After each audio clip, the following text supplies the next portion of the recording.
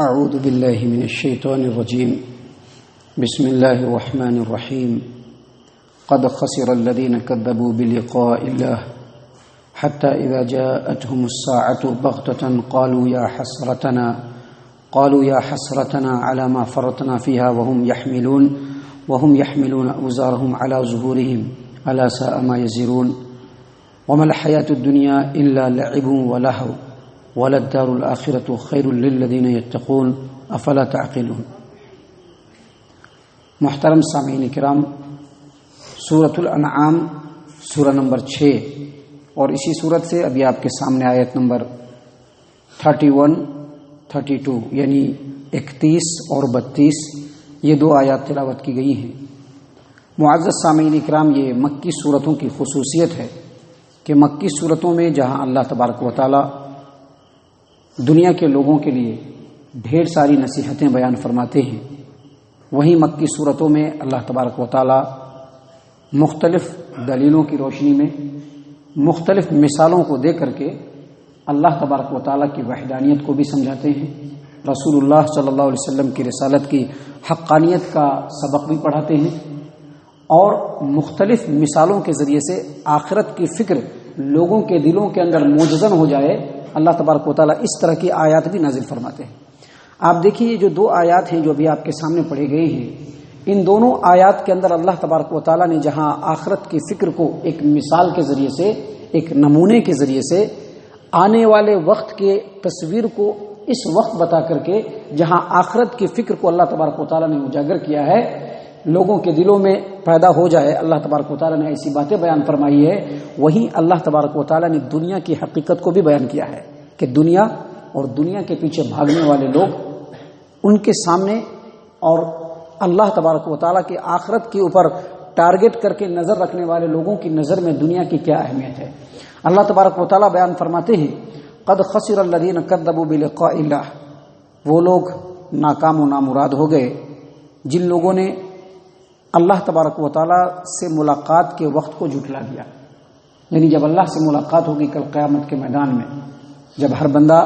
اللہ کے سامنے کھڑا ہوگا اور رب العالمین ان سے ان کے عملوں کے بارے میں پوچھیں گے، اس دن کو اللہ کی ملاقات کا دن کہا جاتا ہے۔ تو جن لوگوں نے اللہ تبارک و تعالیٰ سے ملاقات کے دن کو جھٹلا دیا، ایسے لوگ ناکام ہو گئے۔ اللہ مجید آگے فرماتے ہیں حتی اذا جاءتهم الساعة بغتة، یہاں تک کہ جب اچانک قیامت موجود ہوگی، اچانک قیامت آ جائے گی، یہاں تک کہ اچانک قیامت ان کو اپنے گرفت میں لے لے گی۔ اللہ فرماتے ہیں قالوا، وہ لوگ کہیں گے یا حسرتنا علی ما فرطنا فیہا، اے کاش، بہت افسوس، میں نے قیامت کے بارے میں بڑی کوتاہی کی، بڑی تقصیر ہوئی قیامت کے بارے میں مجھ سے۔ محترم سامعین کرام، ایک بات ہمیشہ ذہن نشین رکھیے، جھٹلانا دو طرح کا ہوتا ہے۔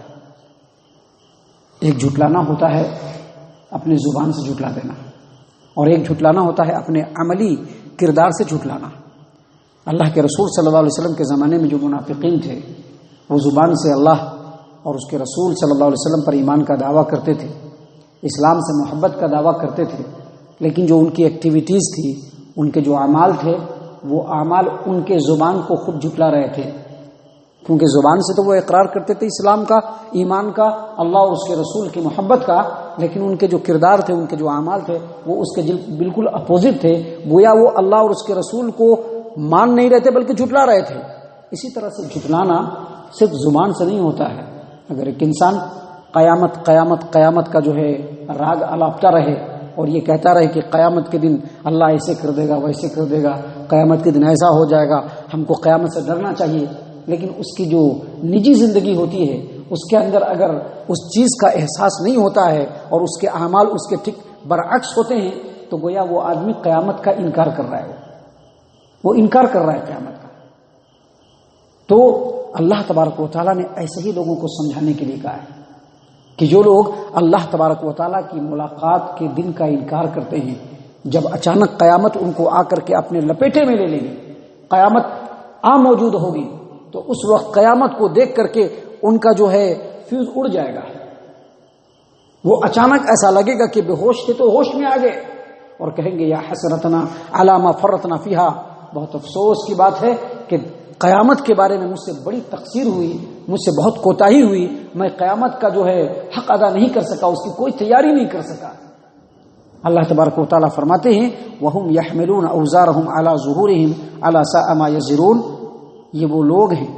جو قیامت کے دن اپنے پیٹھ پر اپنے گناہوں کا بوجھ اٹھائے ہوں گے، عَلَى سَاءَ مَا يَزِرُونَ، اور دیکھو تو صحیح کتنا برا ہے وہ، کتنی بری ہے وہ چیز جس کو یہ لوگ اپنے پیٹھ کے اوپر اٹھائے ہوئے ہیں۔ محترم سامعین کرام، یہ جو قیامت کے میدان میں جو برے لوگ، ظالم لوگ، نافرمان لوگ، اللہ تبارک و تعالیٰ کے حکموں سے خلاف ورزی کرنے والے لوگ، اپنے نفس کے پیچھے چلنے والے لوگ، دنیا کو پانے کے چکر میں حلال و حرام کی تمیز کو کھو بیٹھنے والے لوگ، ایسے لوگ قیامت کے میدان میں اپنے برائی کے بوجھ کو اپنے پیٹھ کے اوپر اٹھائے ہوں گے، اور یہ جو برائی ہوگی یہ چپکے نہیں بلکہ ممثل ہوگی، مجسم ہوگی، انسانی شکل میں ہوگا، جانوروں کی شکل میں ہوگا، برے برے چیزوں کی شکل میں ہوگا۔ دیکھیے اس سلسلے میں امام ابو جعفر ابن جریر طبری رحمہ اللہ اپنی تفسیر الطبری کے اندر، اور حافظ ابن کثیر رحمہ اللہ اپنی تفسیر القرآن العظیم یعنی تفسیر ابن کثیر کے اندر اسبات سے روایت کیا ہے، اسبات روایت کرتے ہیں امام سدی رحمہ اللہ سے کہ جب ظالم، نافرمان، گناہگار، اللہ تبارک و تعالیٰ کے حکم سے بغاوت کرنے والا، اپنے نفس کے پیچھے چلنے والے دنیا پرست لوگوں کو جب ان کی موت آئے گی اور ان کو جب قبر کے اندر ڈالا جائے گا، تو جب قبر کے اندر ڈالا جائے گا، سارا معاملہ جب طے ہو جائے گا، تو اچانک ایک آدمی آئے گا اس کے پاس قبر کے اندر، انتہائی کالا سیاہ، اس کا پورا جسم بدبودار، چہرہ بالکل بھدا اور بالکل ڈراؤنا، اس کے کپڑے بالکل میلے کچیلے، کپڑوں سے بدبو آ رہی ہوں گی۔ جیسے وہ قبر کے اندر گھسا چلا آئے گا، کون بھائی کدھر آ رہے ہو؟ ابھی ہوتا ہے نا اپنے گھروں کے اندر بیٹھے ہوتے ہیں تو کوئی انجان آدمی آتا ہے تو ہم لوگ بولتے ہیں نا ویسے، کون ہے یار تم، کدھر چلا آ رہا ہے؟ بولے گا، پوچھے گا کون ہو تم، تمہاری شکل تو بہت بدترین ہے اور بری ہے، کہے گا تمہارا عمل بھی بہت بدترین اور بہت برا تھا، کہے گا تمہارے جسم سے اور تمہارے کپڑے سے تو بہت بدبو آ رہی ہے، کہے گا تمہارے اعمال بھی بڑے بدبودار تھے، کہے گا تمہارا کپڑا تو انتہائی میلا کچیلا ہے، کہے گا تیرا اعمال بھی میلا کچیلا تھا۔ یار تو میری تمام باتوں کا جواب دے رہا ہے، تو بھلا بتا تو کون ہے تو؟ کہا میں تیرا عمل ہوں جو تو دنیا میں کیا کرتا تھا۔ ابھی ہم اپنے گھروں میں کسی کو شیئر نہیں کرنے دیتے تھے کوئی ہمارے گھر میں رہے، وہ جو قبر ہوگا، یہ جو برے اعمال ہوں گے قبر میں اس کے ساتھ بیٹھ جائے گا۔ کب تک؟ قیامت کے دن تک۔ اور جب قیامت کی صبح ہوگی اور قیامت جب قائم ہوگی تو یہ جو برائی جو انسان کی شکل میں ہے وہ کہے گا کہ دنیا میں خواہشات اور لذت کے ساتھ میں تجھ کو اٹھائے پھرتا تھا، اب یہ آخرت ہے، اب تو مجھ کو اٹھا لے، اور لپک کر کے اس کے پیٹھ پہ سوار ہو جائے گا اور دھیرے دھیرے ڈھکیلتے ڈھکیلتے اس کو جہنم رسید کر دے گا۔ امام سدی رحمہ اللہ نے کہا کہ وَهُمْ يَحْمِلُونَ أَوْزَارَهُمْ عَلَى ظُهُورِهِمْ عَلَى سَاءَ مَا يَزِرُونَ، وہ لوگ اپنے گناہوں کا بوجھ اپنے پیٹھ پر اٹھائے ہوں گے، دراصل یہی وہ بوجھ ہوگا، اور کتنا بدترین ہے وہ بوجھ جس کو یہ لوگ اپنے پیٹھوں پر اٹھائے ہوں گے۔ محترم سامعین کرام، قرآن کریم کی ایک آیت ہماری زندگی کو بدلنے کے لیے کافی ہے، اور اگر ہمارے سامنے ڈھیر ساری تفصیلیں بیان کی جائے اور ہماری زندگی کے اندر انقلاب نہ آئے تو اس کا مطلب یہ ہے کہ ہمارا دل بے حس ہو چکا ہے، ہم مردار ٹائپ کے ہو چکے ہیں کہ اللہ کا کلام ہمارے دلوں کے اوپر اثر نہیں کر رہا ہے۔ محترم سامعین کرام، آگے اللہ تبارک و تعالیٰ مزید بیان فرماتے ہیں قد نعلم انه ليحزنك الذي يقول، اللہ تبارک و تعالیٰ فرماتے ہیں وما الحیات الدنیا الا لعب ولهو وللدار الاخرة خیر للذین یتقون افلا تعقلون، آیت نمبر 32۔ اللہ فرماتے ہیں کہ دنیا کی زندگی صرف کھیل اور تماشا ہے، اور آخرت کی زندگی جو ہے وہ بہتر ہے پرہیزگار لوگوں کے لیے جو دنیا میں تقوی اختیار کرتے ہیں۔ کیا تم لوگوں کو عقل نہیں ہے؟ یعنی یہ جو دنیا کی زندگی ہے کھیل اور تماشا ہے، اس کا مطلب یہ نہیں کہ دنیا کی زندگی کھیل اور تماشا ہے، بلکہ آخرت کی زندگی کے مقابلے میں،